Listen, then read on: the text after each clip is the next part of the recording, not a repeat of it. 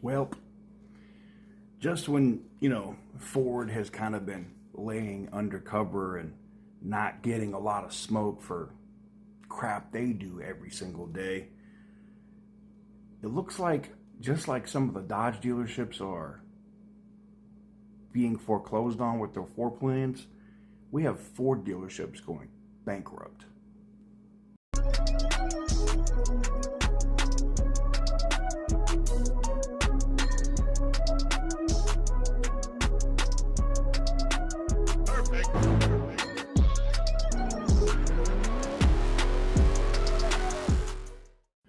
What is up, guys? Welcome on back to TK's Garage.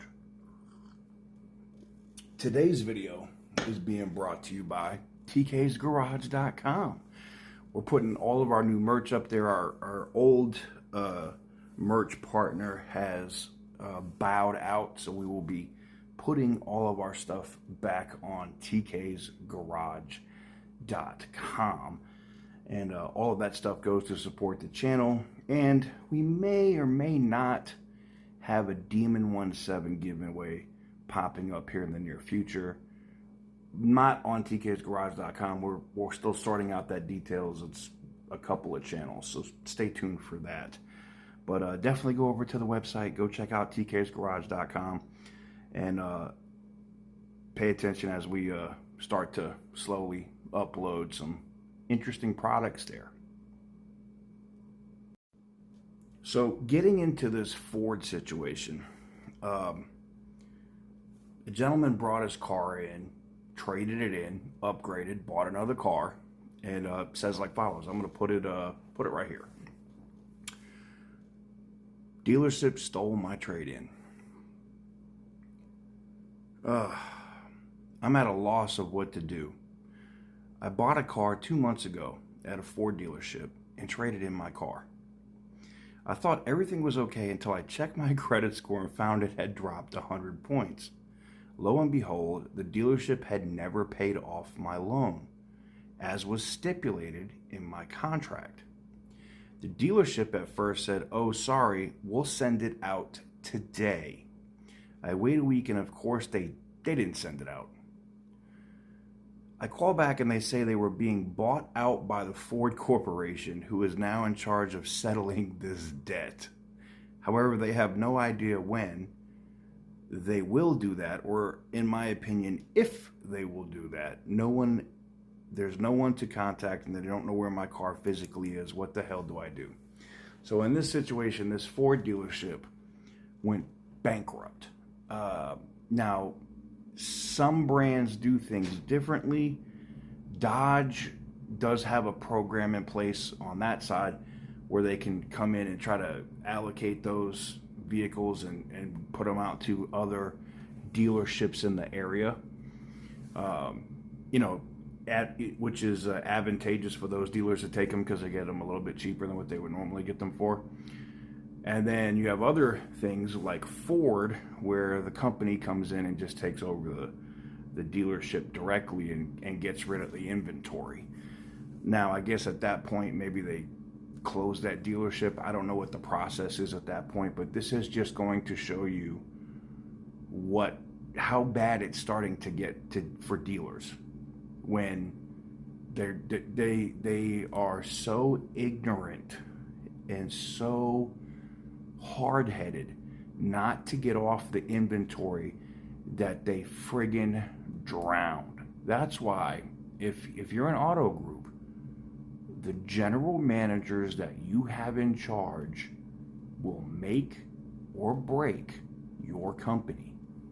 And what I mean by that is you need to have general managers at this time. It's not just about maximum profits and sitting on inventory until we can get the most out of that car, because your general managers, these dealerships, are playing chicken with an economy that's rapidly doing this. And I know what the move is. I'm not dumb. I know that a lot of these auto groups are waiting to see if there is a change, maybe politically in the near future, that may be advantageous to big corporations and companies like dealerships. But I don't think they have that much time. They don't. And we're seeing it now between the multiple Dodge dealerships that have been foreclosed on for their inventory, where their floor plan company just came in and went shh. Or now we're seeing Ford dealerships that are going bankrupt.